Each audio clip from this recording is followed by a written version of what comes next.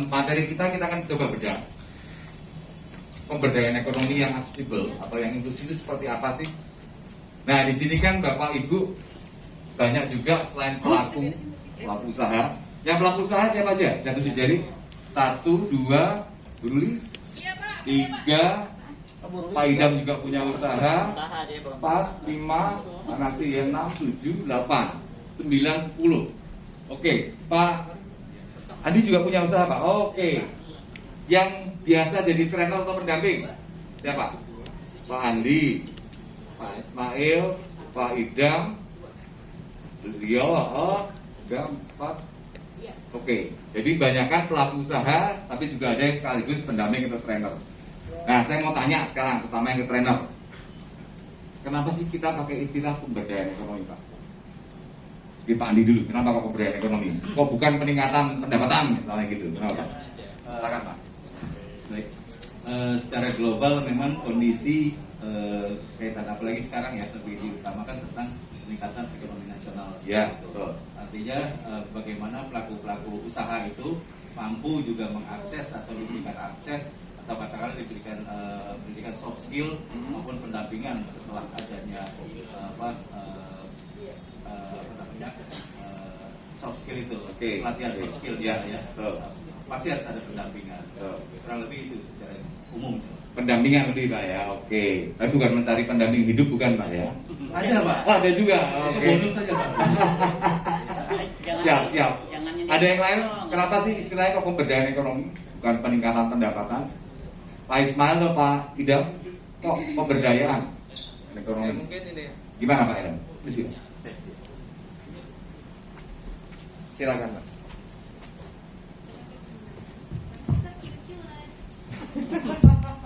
Pemberdayaan tujuannya growth, jadi nggak Pertumbuhan. nggak berhenti sejenak. Ya. Dan pastinya metodenya coaching gitu ya. Oke, salah satu metode adalah coaching ya. Oke. Ya, itu Pak Idam ya. Oke, sementara mungkin dua dulu saja. Nah, sebenarnya kita bisa memulai kenapa sih butuh pemberdayaan? Berarti ada sesuatu yang powerless, ada sesuatu yang tidak berdaya. Betul ya? Tadi kita udah diskusi, eksploitasi dan sebagainya. Itu situasi membuat mereka tidak berdaya atau powerless. Nah, bagaimana mereka bisa berdaya? Berarti diberdayakan, bukan diperdayakan loh. Beda loh, diperdayakan berarti dieksploitasi, dimanfaatkan. Empowerment. Nah, empowerment itu tidak hanya dari aspek kapasitas. Betul seperti Pak Idam bilang tadi, ada coaching metodenya. Tapi juga perlu bagaimana kita yang diberdayakan juga adalah lingkungannya. Biar menjadi lebih inklusif, bisa lebih aksesibel, sehingga teman-teman yang tidak berdaya, kelompok rentan, itu mampu. Contoh misalnya, di Indonesia itu sebenarnya sudah ada peraturan Menteri Keuangan tentang sistem keuangan inklusif. Betul? Ya, peraturan Gubernur BI juga ada. Tetapi inklusinya yang dalam konteks memberikan pinjaman dalam bentuk kur. Itu yang dianggap sudah sistem keuangan yang inklusif. Tapi pertanyaannya sekarang, apakah teman-teman penyandang disabilitas, terutama perempuan misalnya, itu sudah bisa mengakses? Belum tentu loh. Ya kan? Belum tentu mereka bisa mengakses sistem keuangan. Berarti kan belum inklusif dengan sistem keuangan ini. Lantas bagaimana biar mereka itu bisa berdaya, baik dari sisi kapasitas melalui coaching tadi Pak Idam bilang, mungkin juga mentoring juga penting tuh Pak Idam. Kemudian ya tadi sistemnya harus dibikin yang inklusif. Tadi Mas Darwin sudah menceritakan desain bisnisnya atau bisnis modelnya. Dia membangun bisnis modelnya seperti itu. Ada edukasi, ada bagaimana memberdayakan juga teman-teman tuli, sekaligus mengedukasi publik secara luas. Itu teman-teman dengar. Biar memahami bagaimana berkomunikasi dengan teman-teman tuli, memahami situasi dan kondisi teman-teman tuli. Jadi teman-teman tuli ini juga punya kapasitas loh. Kan gitu. Sehingga perlu teman-teman dengar mengapresiasi mereka. Dengan tadi 3T. Ada talent, tuli, dan apa? Satu lagi. Terampil. Nah, Terampil ini kan bisa dilatih, asal diberi kesempatan. Nah, yang paling penting sebenarnya dalam konteks pemberdayaan ekonomi yang aksesibel itu ada 4 poin. Pak Ibu sekalian bisa next mas. Oke, lanjut. Ini konteksnya kita pikir semua sudah paham, sudah kita diskusikan. Lanjut, pandemik juga jelas. Banyak teman-teman penyandang disabilitas yang terkena dampak. Contoh tadi Mas Erwin cerita dari 3 tokonya atau kedainya 2 tutup dan ada beberapa yang ter-PHK. Yang lainnya tinggal 1 itu karena pandemi. Nah, sekarang lanjut Mas. Lanjut aja. Kita ada diskusikan. Nah ini yang 4 prinsip pemberdayaan ekonomi yang aksesibel atau inklusif. Yang pertama itu harus non diskriminasi dan ada unsur kesetaraan. Tadi sudah kita diskusikan. Sehingga biar bagaimana teman-teman disabilitas punya kesempatan, tidak dibeda-bedakan, bisa ada kesetaraan. Kedua soal aksesibel, harus mampu diakses oleh mereka, diberikan kesempatan tadi bisa diakses. Kemudian ketiga, ya inklusi dan partisipasinya. Jadi sistem ekonominya dibikin terbuka ruang-ruang itu agar mereka bisa berpartisipasi aktif. Tidak lagi sebagai objek, ya Bu Lina ya, tapi subjek dari pemberdayaan itu sendiri. Nah, kemudian yang terakhir, keempat nih, kemarin saya diskusi sama Pak Idam dan juga Mas Yudi, tidak hanya untuk teman-teman difabel, bahwa tren ke depan, tren hari ini ke depan, ekonomi itu dibangun harus berbasisnya partnership dan kolaborasi. Kita udah nggak bisa berdiri sendiri-sendiri, harus kemitraan dan kolaborasi. Nah, kemitraan seperti apa yang harus dibangun? Ya harus otomatis harus yang fair, yang adil.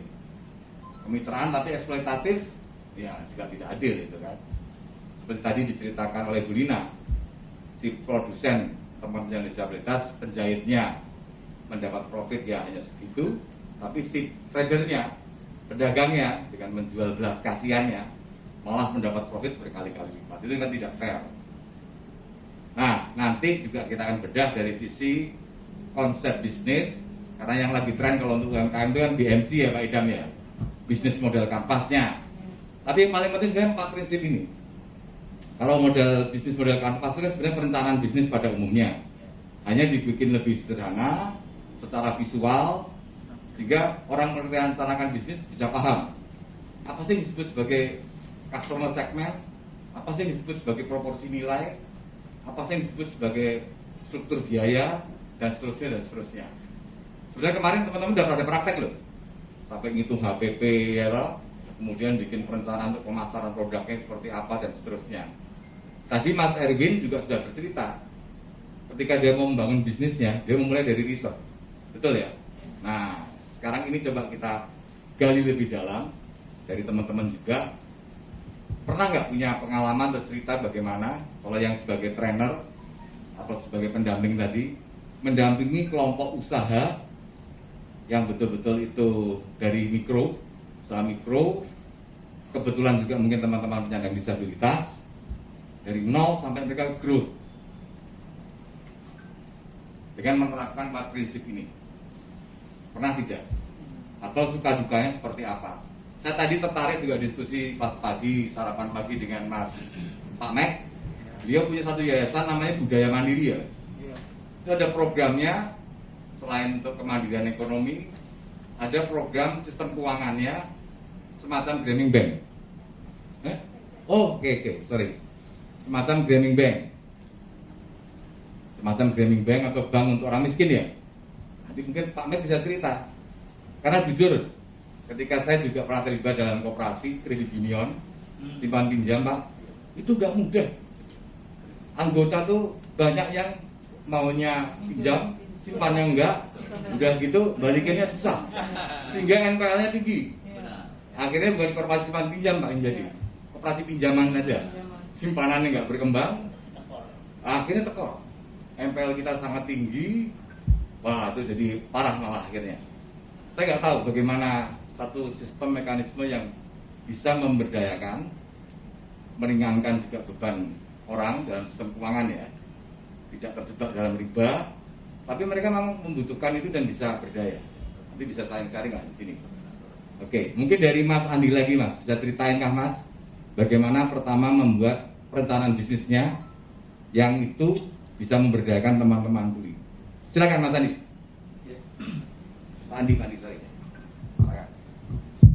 Pak Andi dulu. Ini Atau teman-teman di Babel, misalnya. di Babel, oke.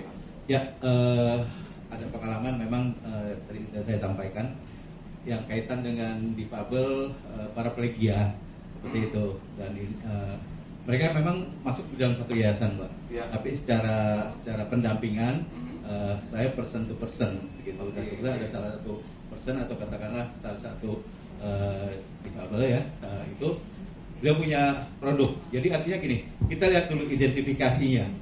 Identifikasi daripada permasalahannya apa sih gitu. Dia punya satu produk, ada permasalahannya, Pak, cara pembuatan, Pak, kemasannya, Pak, kita butuh pemasarannya. Nah, dari situ kita bisa lihat, Pak. Saya biasanya melakukan satu kemitraan atau satu akses. Pemberian akses misalkan, kemasannya gitu ya. Ya saya lihat dulu gitu. Nah, nanti kita adakan katakanlah saya juga diskusi juga, Pak. Diskusi dengan gimana sih produknya punya kemasannya harus apa begitu, dan akhirnya juga larinya ke pemasaran. Nggak mungkin kan produksi terus, akhirnya kita adakan pemasaran. Nah, pada saat pemasaran itu akses biasanya mereka belum hebat-hebat sekali gitu. Ya, adakan bazar seperti itu. Saya rekomendasikan, akhirnya ada gitu. Dan masuk itu merupakan satu binaan yang menarik juga, karena yang penting dampingan kita itu mau ngikuti coaching juga, Pak, akhirnya. Mentoring juga. Akhirnya mereka mau. Tapi kalau sudah, dan itu dibangun kedekatan, trustnya, dia percaya nggak sih? Dan kita juga harus effort, kita nggak usah memikirkan nanti dapat berapa atau berapa. Nah, tapi ada yang namanya yaitu membangun trust. Kalau sudah percaya, Pak Andi, oke, terima kasih nih Pak, saya sudah dapat pesanan seperti itu. Ya, saya tetap dampingi, Pak. Katakanlah di dalam MOU-nya pembayaran berapa, seperti apa, makanya ada dianggap murah ya kita belinya misalkan. Ada salah satu mitra juga. Ya saya bilang nih bukan masalah ini, coba lihat perbandingkan dengan produk-produk lainnya. Nah, di situ jadi ada akses pemasaran juga. Artinya jadi Pak Andi mendampinginya tidak hanya saat training, tapi sampai mereka mulai berproduksi sampai pemasarannya, Pak ya. Betul. Kita lihat juga, dan saya bantu di dalam pembuatan media sosialnya misalkan. Itu bagian daripada pemasaran juga artinya. Dan pada saat mereka ini ya saya cukup ada semacam bukan kebanggaan ya, saya juga ada merasa yang penting dampingannya juga bahasanya ngerti dan mau dia merubah berusaha belajar juga. Itu jangan sampai kita beritahukan tapi nggak dijalankan. Nah, itu salah satu, memang manusiawi ya, tapi itu salah satu tantangan kita juga. Saya nggak bilang hambatan, tapi tantangan kita untuk bagaimana merubah sebagai pendamping mindset. Betul. Kurang lebih begitu. Oke, terima kasih Pak Andi sharing pengalamannya dalam pendampingan. Tadi pagi saya juga sempat ngobrol sama Pak Idam. Banyak program-program inkubator bisnis sekarang banyak sekali, Pak ya. Hampir semua perusahaan dengan CSR-nya ataupun NGO bikin inkubator bisnis. Tapi dari sekian yang didampingi banyak juga yang berguguran. Barangkali kata kuncinya di pendampingan tadi. Trainingnya mungkin bagus, tapi pasca training tidak diikuti dengan pendampingan dan pemberdayaan. Sehingga ya sudah selesai begitu saja. Nah, mungkin tadi Pak Andi bercerita kontinuitas dari pendampingan itu menjadi penting. Dan kadang itu harus kita lakukan di luar proyek, Pak. Kadang sudah proyek selesai, udah nggak ada honor sebagai trainer, sebagai pendamping, tapi komitmen tuh akhirnya, Pak. Nah, ini yang memang harus menjadi poin penting, terutama bagi teman-teman yang bergerak di kerja-kerja pendampingan masyarakat. Kalau tanpa itu saya pikir sulit, apalagi sebuah bisnis yang mulai dari nol. Kalau dia tidak punya pengetahuan yang cukup, si pelaku bisnisnya betul-betul nol, dia tidak punya kemampuan untuk meriset, tidak punya kemampuan untuk mendevelop sebuah produk dan jasa layanannya, termasuk IT kalau sekarang ya, bagaimana dia bicara digital marketing, saya pikir sulit itu. Kami juga punya pengalaman gitu Pak di Kulon Progo, itu ke ibu-ibu penyandang disabilitas, mereka mampunya hanya produksi keset. Ketika kita latih soal pemasaran, mereka sudah nggak sanggup. Satu, mereka kurang familiar dengan IT, terutama dengan teknologi untuk digital marketing. promosi. Ya sudah, akhirnya kita cari mitra, teman-teman pemuda yang senang dengan dunia digital marketing. Nah, mereka minta bantu, kita minta bantu untuk memasarkan produk ini. Ini win-win solutionnya akhirnya seperti itu. Itu yang bisa terjadi. Saya sepakat dengan Pak Andi, penting pendampingannya konsisten. Tidak selesai di training, di coaching, tapi juga harus ada proses pendampingan, mentoring yang kontinu sampai mereka growth, Pak ya. Itu menjadi penting. Nah, saya sekarang ke Mas Erwin. Tadi Mas Erwin sudah bercerita tentang bagaimana mendevelop bisnisnya. Yang menjadi pertanyaan Mas, sekarang pertama Mas Erwin dalam melakukan bisnis, perencanaan bisnisnya atau bisnis plan-nya, itu apa saja yang dilakukan selain tadi riset? Kemudian kedua kan tadi juga ada visinya untuk memberdayakan teman-teman difabel. Nah, kira-kira seperti apa proses pemberdayaan teman-teman tuli itu? Karena kan tidak mudah Mas ya untuk terlibat dalam satu bentuk bisnis dengan relasi antara sesama teman-teman tuli sebagai pekerja. Mendorong mereka kinerja biar profesional itu dengan cara seperti apa? Dia ada dua hal. Satu, pertama desain bisnisnya dari mulai riset dan sebagainya. Segmen pasarnya juga seperti apa? Karena segmen pasarnya saya lihat kan tidak hanya teman tuli ya. Nah, itu gimana Mas? Bisa mencoba merumuskan hal-hal seperti itu. Silakan Mas Erwin.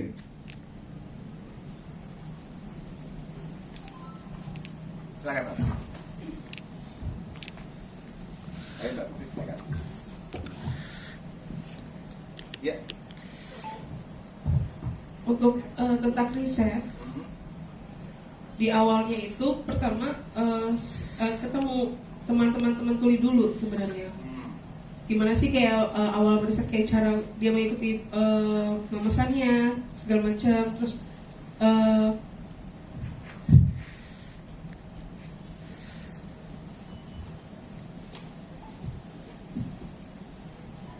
kemudian saat lagi meriset itu juga didampingi sama teman dengar untuk bisa membantu cara gimana sih belajar tentang bisnis. Kemudian kedua, ya meriset.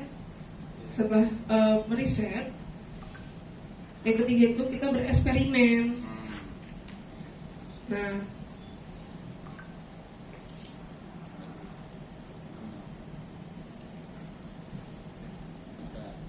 oke. Terus mencari bisnis modalnya. Nah, kami bertiga awalnya bingung mencari modalnya itu dari mana, seperti itu. Tapi kita benar-benar hanya bertiga, tidak melibatkan dari orang tua. Mungkin kita mengumpulkan tabungan-tabungan kita untuk menjadi modal awal. Kita patungan perlahan-lahan, kemudian tidak secara langsung kita perlahan juga belajar memperdalami ilmu tentang bisnis. Kalau ada kesulitan, ada hambatan ya selama proses itu ada hambatan, tapi mungkin dari orang lain hambatannya. Dengan cara mungkin sulit yang berkomunikasi untuk menjelaskan suatu informasi. Jadi selama kita proses untuk riset dan sebelum bukanya itu kita butuh didampingi sama teman dengan kita. Jadi dari kita membuat laporan, HPP, cara memesan tentang bisnisnya, modelnya seperti apa. Nah itu kita semua berdiskusi, sudah didampingi dan terus berlanjut hingga akhirnya bisa berkembang. Akhirnya bisa berkembang sampai kita mempunyai gerai toko sendiri. Seperti itu. Berarti tetap ada proses mentoring ya di dalam bisnisnya. Siapa yang melakukan mentor? Tetap ada. Terry itu yang jadi mentoring kita. Oh, yang suaminya Putri. Iya, suaminya Putri itu yang jadi mentoring kita. Mentor ya. Ada juga teman lain yang jadi mentoring kita. Dia selalu memberikan seperti sehat dan mentoring kayak gitu. Sip. Berarti, nah ini tadi menjadi menarik bagaimana kolaborasi teman dengar dan teman tuli dalam mendesain bisnis kopi tool ini. Ada teman dengar yang punya pengetahuan, mungkin juga pengalaman di dalam mendesain atau di dalam bisnis kopi. Dia terlibat, kemudian memberikan saran-saran, advice dan sebagainya, jadi mentor.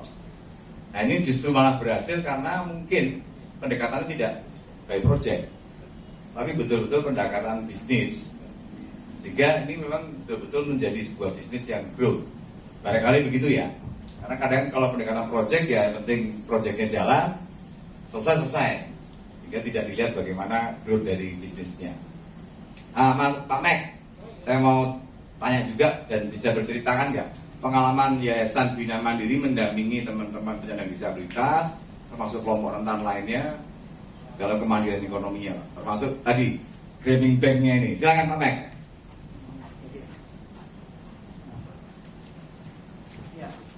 Pertama saya jelaskan dulu yang untuk disabilitas dari Yayasan Budaya Mandiri tidak ada pendampingan, itu dari Koko Jali. Tapi Koko Jali itu adalah wisata tematik, jadi kita kolaborasi aja sih. Nah kalau tadi saya cerita sama Pak ini Pak Yudi ya namanya. Jadi kalau kebetulan kan saya juga kenal Erwin, saya pernah bikin konsep tentang City Barista Tour gitu ya, yang akhirnya itu cuma dilakukan di Jogja dan Jakarta. Dan yang Jakarta Koko Jali waktu itu yang ngadain gitu kan, dan kita banyak banget diliput saat itu kegiatannya. Jadi sebenarnya pendayaannya mereka yang sudah lakukan aja, cuma tadi yang Bapak bilang kolaborasi doang gitu bentuknya. Nah tapi saya lihatnya memang luar biasa sih, beda macam-macam ya. Kayak misalnya ini saya cerita dulu tentang difabelnya ya. Jadi kalau misalnya setahu saya kayak Blind Coffee, saya tahu banget bagaimana mulainya mereka. Jadi kalau Blind Coffee itu mereka mulainya dari dikumpulkan oleh komunitas namanya Dapur Kaum. Nah itu mereka latih dan mereka terus sampai sekarang. Setahu saya teman-teman tunanetranya ada di sana juga dilatih terus. Dikumpulkan di Dapur Kaum, terus mereka diajari, dilatih, terus dibantu. Mereka dibentuk sedikit tim dulu ya. Dibentuk tim sedikit menjadi barista, dilatih. Nah setelah dilatih, Blind Coffee terus dicari keunikannya. Kan yang orang mikir, emang bisa tunanetra, ini Blind Coffee itu tunanetra ya. Jadi emang bisa tunanetra bikin kopi gitu.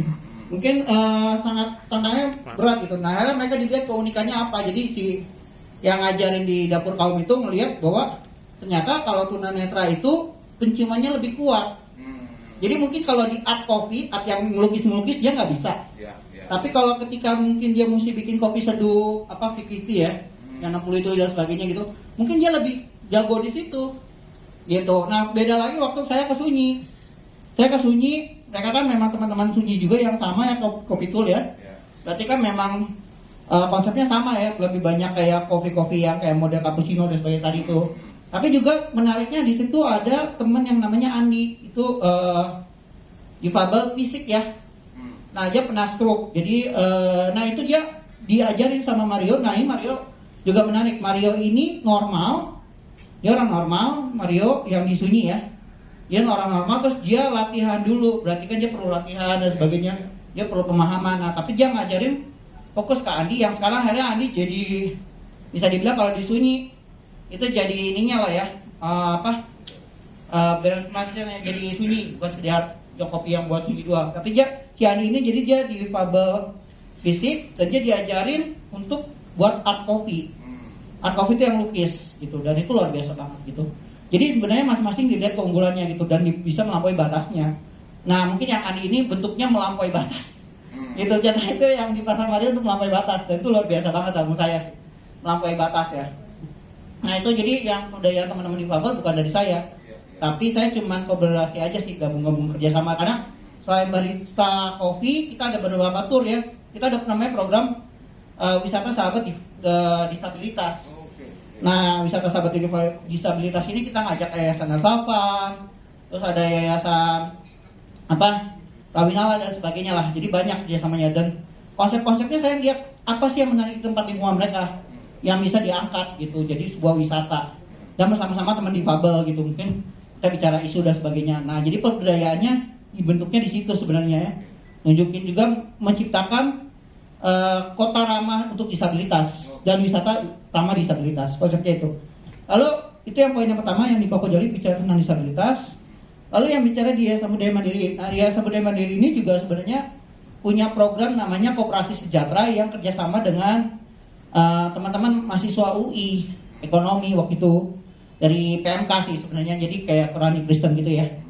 Nah jadi kita kerjasama, dan itu mereka sudah mulai di tahun 2010.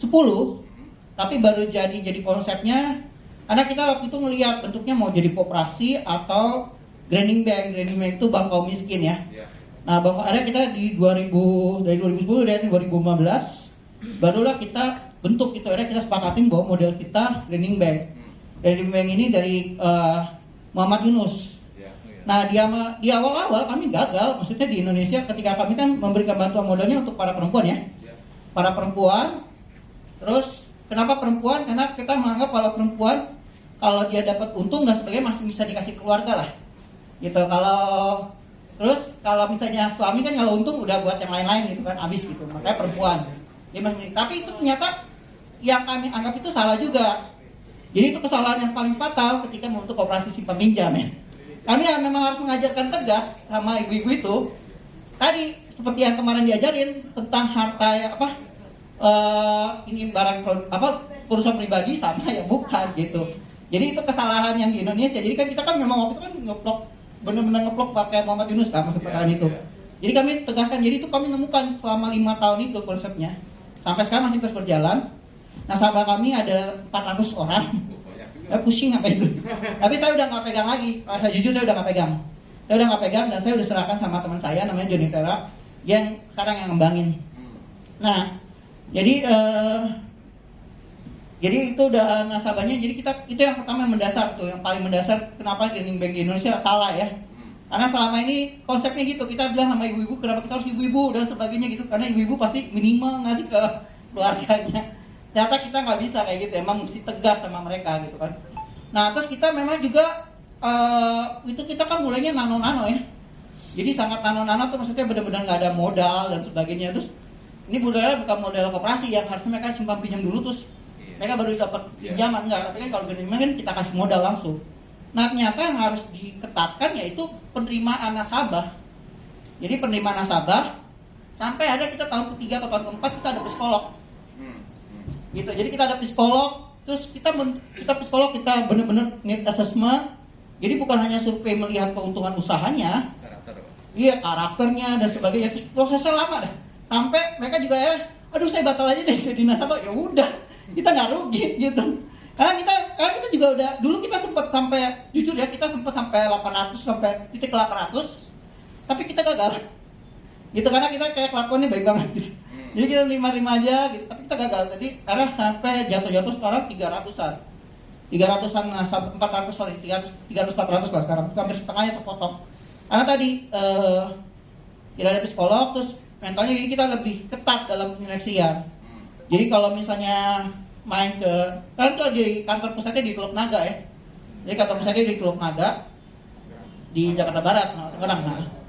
Banten, ya dekat-dekat Banten, ya Jakarta Barat Tangerang lah ya, gitu ya udah batasan situ. Jadi di sana kantor pusatnya, di situ di training memang yang akan memberikan pinjaman, kita berikan konsep lu bukan bank keliling gitu. Jadi bukan bank keliling yang tujuannya lu mencari nasabah supaya dapat untung enggak. Jadi diajarin memang lu nggak perlu nyari nasabah, tapi lu mesti kejar gitu. Jadi mesti benar-benar dapat gitu. Jadi bukan konsepnya perlu itu yang dibangun. Terus kuesionernya cukup banyak dan proses seleksinya cukup ketat ya. Nah cukup ketat sampai kita kan kalau graining bank kan itu dia untuknya konsepnya 20 orang ya. 20 orang per kelompok baru simpan pinjam kan. Kalau misalnya ada 1 orang nggak bayar, dia harus tanggung renteng. Iya, tapi kita ternyata baru sadar juga 20 orang itu kalau kebanyakan di Indonesia. Jadi kayak itu juga salah-salahnya juga graining banknya. Jadi kita kebanyakan. Tapi kita tetap akhirnya memakai modifikasi 20 orang tetap kita pakai, tapi akhirnya ada 5 orang kelompok kecil. Nah dia yang diperkuat. Jadi kalau misalnya lo udah pilih ini ya, satu kelompok kecil ini ya, berarti kalau lo 1 orang nggak bayar, kelompok kecil itu yang jawab. Jadi nggak harus 20 orang. Nah kadang-kadang walaupun kita bangun juga sistemnya, maksudnya bangun paradigmanya aja. Bangun paradigmanya kalau lo 20 orang sebenarnya lebih ringan gitu, sebenarnya lebih ringan. Ketika saat dia menanggung renteng sebenarnya seharusnya ya, tapi nggak tahu kenapa dengan mungkin gini. Nah ini kita juga akhirnya belajar lagi ya. 20 orang ternyata benar-benar nggak, mereka tuh cuma perhubungannya dangkal, persahabatan emosionalnya gitu. Nah ini makanya juga jadi pelajaran juga buat kami. Ketika hubungannya dangkal, susah tanggung rentengnya. Tapi ketika 5 orang, walaupun bebannya jadi lebih besar, itu malah mereka saling tanggung rantai gitu. Nah itu juga mungkin di berbeda negara beda-beda. Kalau di Bangladesh kan dia 20 orang ya. Nah itu kita modifikasi lagi. Jadi kita jadi ini 5 orang gitu. Nah itu aja sih saya rasa rahasia trik saya. Oke, Kasih terima banyak. kasih Pak Mek. Sharing-sharingnya. Jadi memang kalau bicara tentang pemberdayaan ekonomi dari sisi sistem keuangan itu jauh lebih rumit. Mau pakai koperasi, kita pakai sistem Grameen Bank, revolving fund ada ya dulu, kredit bergulir gitu, itu juga banyak kasus-kasus yang terjadi. Itu memang lebih rumit. Nah memang lebih mudah mungkin yang kalau kita masuk ke langsung intervensi ke pelaku usahanya, bukan di sistem keuangannya, tapi langsung ke pelaku usaha mikronya. Contoh tadi seperti misalnya di tempatnya Mas Erwin, langsung ke pelaku usaha bisnis kopi. Ya kalau keberuntungan mungkin Mas Erwin dan teman-temannya, mereka bisa patokan modal sendiri dari tabungannya, bukan harus pinjam modal, tidak ada hambatan lah dari sisi permodalan. Tapi mungkin banyak beberapa teman-teman disabilitas yang dia sulit mengakses permodalan, tidak punya akses ke lembaga formal, nggak punya akses ke lembaga keuangan yang non perbankan juga nggak punya akses, itu akan jauh lebih rumit. Apalagi yang tinggal di daerah perkampungan, itu akan jauh lebih rumit lagi tantangannya. Next Mas Soleh. Nah, ada prinsipnya kalau kita ngelola sebuah bisnis atau usaha kan ada 3 hal ini. Dari sisi pemasaran, produksi, dan keuangan. Betul ya Bapak Ibu ya, Pak Idam ya? Prinsip ini. Nah, kemarin toh sudah kita diskusikan bagaimana sih menentukan HPP, harga produknya kayak apa, detailnya kayak apa. Kemudian pemasaran, apa sih produk jasa yang mau dia jual. Kemudian cara memasarkannya bagaimana, cara mengkomunikasikan dengan pelanggan atau konsumen gimana. Kemarin sudah kita diskusikan juga.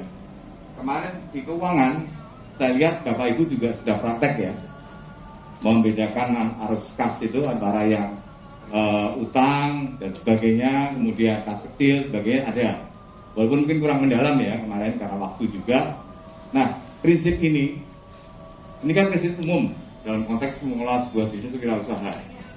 Nah, tolong Bapak Ibu besok sebagai trainer dikasih perspektif tadi 4 prinsip pemberdayaan ekonomi yang inklusif atau yang aksesibel. Pertama, non diskriminasi. Kedua, ada kesetaraan juga di situ. Kemudian aksesibel, inklusi, partisipasi, dan juga prinsip yang terakhir itu bikin kemitraan atau kolaborasi. Tadi saya menarik dengan idenya Pak Max. Dia membuat paket wisata berkolaborasi ya dengan teman-teman disabilitas. Satu paket wisatanya adalah soal kota ramah difabel, betul Pak Max? Yang pesertanya atau konsumennya orang non disabel. Disabel dan Campuran ya. Ada edukasi di situ ya. Itu wisata yang menarik, membangun kemitraan, kolaborasi, ada unsur edukasinya juga, baik ke teman-teman non difabel maupun difabel. Nah, tema-tema seperti ini, konsep bisnis kemitraan ini juga saya pikir menarik. Saya punya cerita di Jogja, teman saya, seorang pelaku bisnis di wisata, nama tempatnya itu Dolan Desa atau bermain di desa lah kalau bahasa Indonesianya. Dia bekerja sama dengan pihak pemerintah desa di Kabupaten Kulon Progo, di salah satu desa di situ, itu sewa tanah kas desa dan bagi hasil dengan BUMDesnya atau badan usaha milik desanya. Kedua, dia membangun pola kemitraan dengan masyarakat lokalnya. Satu, yang dibangun kemitraan itu dengan kelompok ibu-ibu untuk usaha jasa buganya, cateringnya. Karena tempat venue dia itu sering dipakai untuk gathering, outbound, kemudian camping dan sebagainya. Itu dia bagi kelompoknya. Itu berdasarkan pengalaman juga, Bapak Ibu. Tadinya satu kelompok itu dia bagi sekitar 10 sampai 20 orang ibu-ibunya. Ternyata ribet. Akhirnya dia pecah, seperti Pak Mek tadi bilang. Jadi kelompok kecil. Satu kelompok, sorry, ya. Satu kelompok, maaf. Satu kelompok itu 5 orang. Dia bikin jadi ada 5 kelompok. Jadi total terima manfaatnya 25 orang. Nah, 25 orang ini satu kelompok diberikan jatah digilir itu untuk handle kegiatan yang ini, nanti yang lainnya ini dan terus. Teman saya itu hanya mensupervisi dari sisi menu. Tidak dengan hal lain. Dia tidak mengutip spesial pun profit dari jasa boganya. Itu urusan kelompok. Per kelompok itu per bulan omsetnya bisa 50 juta. Cukup besar Bu, hidup di desa loh. Saya sampai tanya ke ibu-ibunya itu, saya penasaran, benar nggak sih? Salah satu pelakunya itu ibunya, saya tanya, betul Bu, kira-kira dapat berapa? Betul, omsetnya 50 juta per bulan. Ibu sendiri, pendapatan bersihnya 2 juta per bulan. Hidup di desa loh Bu, sangat cukup gitu. Nah, kemudian dengan anak-anak muda ini juga gitu. Kelompok Karang Taruna, dia tingkatkan kapasitasnya sebagai pemandu wisata dan fasilitator outbound. Jadi teman-teman Karang Taruna juga punya kemampuan dan dia tidak mengutip dari situ menurut saya. Honornya diberikan bersih teman-teman itu. Nah teman-teman saya ini mendapatkan keuntungan itu dari jual paket wisata dan venue-nya. Dia profit dia, benefit dia. Dia mendeklar dirinya memang social entrepreneur. Saya pikir model seperti ini menarik untuk kita coba aplikasikan dalam konteks pendampingan atau pemberdayaan ekonomi yang inklusi atau yang aksesibel. Karena kalau kita bicara yang tadi yang teks Mas, nah ini kan konsep umum. Pasti orang bisnis kan bicara 3 hal ini: produksinya, pemasaran, dan juga keuangan. Tapi apakah 4 prinsip tadi itu masuk dalam ini kan belum tentu. Nah kami berharap teman-teman yang jadi peserta ini setelah selesai pelatihan itu mampu menerapkan 4 prinsip itu di dalam konteks konsep bisnis atau model bisnis ini. Nah next Mas, ini sebenarnya pakarnya Pak Idam nih. Terus ini soal bisnis kanvas sebenarnya atau BMC itu bisnis model kanvas. Ada customer segment, terus Mas Oleh ada soal proporsi nilai, ada soal channel atau salurannya, ada soal revenue stream, soal arus penerimaan, ada sumber-sumber kunci, key resource-nya, kemudian ada customer relation, ada aktivitas kunci, ada 9 elemen. Partner atau mitra yang kuncinya, kemudian terakhir adalah struktur biaya. Next Mas, hanya definisi-definisi sebenarnya. Apa sih disebut BMC? Tadi saya juga di awal sudah sampaikan, bisnis model kanvas ini sudah perencanaan bisnis atau bisnis plan yang lebih disederhanakan dan divisualisasikan. Ada 9 elemen penting itu yang harus ada dalam sebuah perencanaan bisnis. Saya tadi melihat bisnisnya Mas Erwin, saya pikir sudah ada semua itu. Satu, perencanaan dia riset. Jadi dia ingin mengetahui soal produk, dari riset produk, riset segmen pasar juga. Siapa sih pasarnya dia? Nah, dia kita melakukan riset itu. Termasuk nilai. Nilai dia riset juga. Apa sih nilai guna, nilai fungsi, image dari produk dia yang dia jual. Ada unsur edukasinya, kemudian jenis-jenis kopi juga dia tawarkan dan seterusnya. Nah, saya pikir konsep-konsep ini sudah didiskusikan juga di temanya atau materinya Pak Wahyudi. Tinggal ini bagaimana kita kasih perspektif tadi soal gender, setara gender dan inklusi sosial atau GEC-nya, gender equality dan social inclusion. Nah, itu yang menjadi penting Bapak Ibu sekalian. Next terus Mas. Nanti materi juga bisa di-share di grup. Terus Mas. Ini sama aja. Nah, yang menjadi diskusi kita, tema kita untuk diskusi kelompok, ada 4 pertanyaan ini nanti.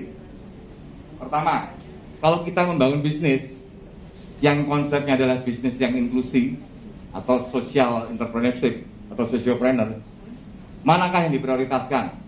Profit oriented atau benefit oriented? Atau balance? Dua-duanya silakan. Nanti itu diskusi kelompok 1 bahasnya ini. Yang diskusi kelompok 2. Foto dulu Pak. Oh silakan difoto dulu. Foto dulu foto. Yang merahnya bisa diganti tidak Mas? Ah nggak kelihatan ya itu. Ganti orange. Yang kedua itu tadi intinya shareholder atau sharing profit. Kita mau sharingnya di kepemilikan. Jadi kayak koperasi kan kepemilikan anggota, bukan hanya sekedar kalau perusahaan atau PT kan itu hanya sedikit orang. Nah, atau lebih sharingnya profit saja, tapi yang fair. Terus yang ketiga mau wirausaha murni bentuknya atau sociopreneur.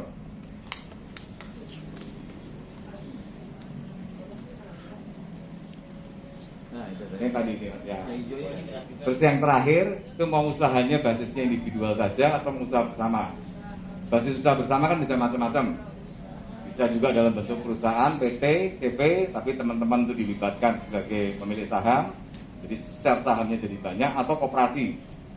Untuk kelompok 4 diskusinya itu. Kelompok 1 mau orientasinya profit saja atau lebih ke benefit atau balance dua-duanya. Kedua, itu mau sharingnya kepemilikan shareholder, sahamnya atau kepemilikannya, atau cukup kalau mau disebut sebagai yang inklusi, itu cukup sharing profitnya selama itu adil. Kemudian ketiga, untuk kelompok 3, mau wirausaha murni atau sosiopreneur. Tadi kalau Bu Ruli bilang arahnya sosiopreneur ya. Terus yang terakhir mau usahanya basisnya individu atau usaha bersama. Karena memang juga nggak mudah ketika dulu ada KUB ya Pak ya. Nah, tapi banyak yang eksis atau banyak yang bubar. Banyak yang bubar, nah, ternyata tidak mudah bikin kelompok usaha bersama itu. Nah, silakan membagi kelompoknya. Nanti coba, mohon maaf waktunya saya lihat dulu. Ini sudah 11.49. Nanti jam 12 kita break isoma. Nah, langsung bagi kelompok diskusi. Nanti kita masuk lagi jam 1, kita presentasi. Setelah itu lanjut materinya Pak Wahyudi. Bagaimana Bapak Ibu? Oke? Yang kelompok 1 silakan diskusi dulu. Kita punya waktu sekitar 10 menit sebelum jam 12.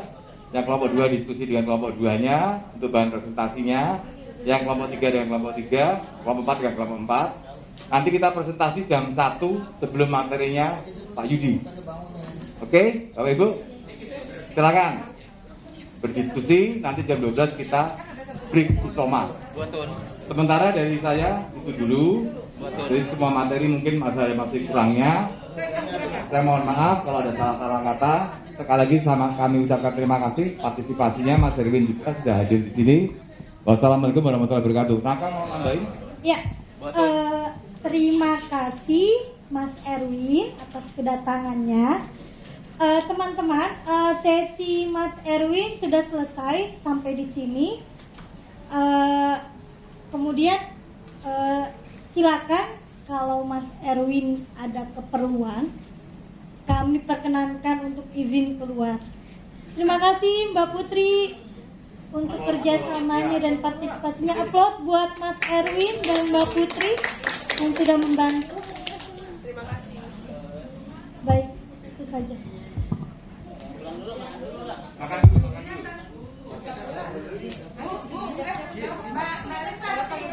Batun.